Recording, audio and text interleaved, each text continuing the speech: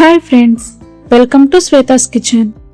ఈరోజు నేను మీకు చూపించబోయే రెసిపీ చాలా టేస్టీగా కలర్ఫుల్గా ఉండే వెజ్ ఫ్రైడ్ రైస్ చూపించబోతున్నాను. ముందుగా స్టవ్ వెలిగించి ఇనుప కళాయిని పెట్టి వేడి చేసుకోవాలి. కళాయి బాగా వేడయ్యాక 3 టేబుల్ స్పూన్ ఆయిల్ వేసి హీట్ చేయాలి. ఆయిల్ హీట్ అయ్యాక 1 టేబుల్ స్పూన్ పచ్చిమిర్చి ముక్కలు వేసి ఫ్రై చేసుకుందాం. ఇప్పుడు ఇందులో ఒక మీడియం సైజ్ ఉల్లిపాయని సన్నగా కట్ చేసి వేసుకోవాలి. ఉల్లిపాయలు రంగు మారేంత వరకు బాగా ఫ్రై చేసుకోవాలి. ఉల్లిపాయ ముక్కలు బాగా ఫ్రై అయిన తరువాత ఇందులో 1 టేబుల్ స్పూన్ అల్లం వెల్లుల్లి పేస్ట్ వేసి పచ్చివాసన పోయేంత వరకు బాగా ఫ్రై చేసుకోవాలి. ఇప్పుడు కొద్దిగా కరివేపాకును కూడా వేసి ఒకసారి ఫ్రై చేసుకుందాం.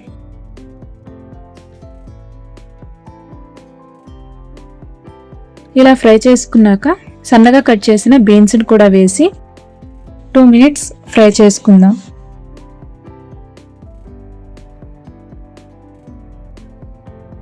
ఇప్పుడు కొద్దిగా క్యాబేజీ, క్యారెట్ ముక్కలు, yellow capsicum, green capsicum, red capsicum వేసుకోవాలి.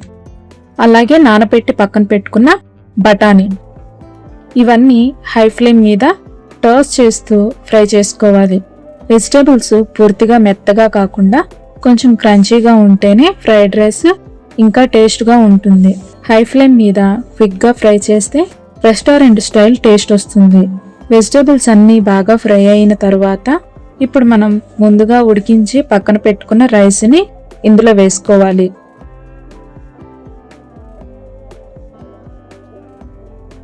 రైస్ వేసిన తర్వాత ఎక్కువ మ్యాష్ చేయకుండా జెంట్లీగా మిక్స్ చేసుకోవాలి. ఇప్పుడు రుచికి సరిపడా ఉప్పు, కొంచెం కారం,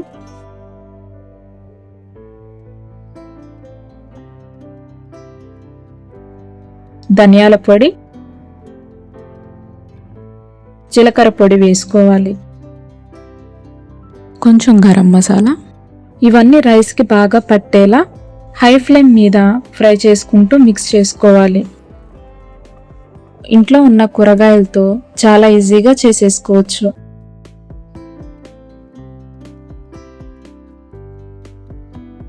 ఇప్పుడు ఫ్రైడ్ రైస్కి మంచి ఫ్లేవర్ రావడానికి చివర్లో కొంచెం సోయా సాస్, కొంచెం గ్రీన్ చిల్లీ సాస్ వేసుకుందాం. సాస్లో ఎక్కువ వేయకూడదు. ఎక్కువ వేస్తే రైస్ మొత్తం సాల్టీగా స్పైసీగా అయిపోతుంది, టేస్ట్ కూడా బాగుండదు. సో మన టేస్ట్కి తగ్గట్టుగా వేసుకోవాలి. చివరిగా మన ఫ్రైడ్ రైస్కి మంచి ఫ్లేవర్ కోసం కొంచెం పుదీనా, కొంచెం కొత్తిమీర వేసి కలుపుకుందాం.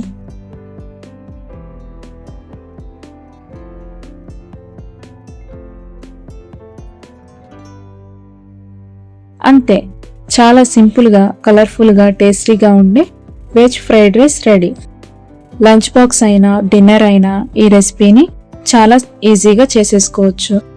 చాలా టేస్టీగా కూడా ఉంటుంది. ఇప్పుడు దీన్ని ఒక ప్లేట్లోకి సర్వ్ చేసుకుందాం. చూడటానికి ఎంత కలర్ఫుల్గా ఉందో అలాగే టేస్ట్ కూడా చాలా బాగుంటుంది. మీరు కూడా ఈ రెసిపీని ట్రై చేసి ఎలా వచ్చిందో కామెంట్లో చెప్పండి. ఈ వీడియో మీకు నచ్చినట్టయితే లైక్ చేసి, షేర్ చేసి, సబ్స్క్రైబ్ చేయండి.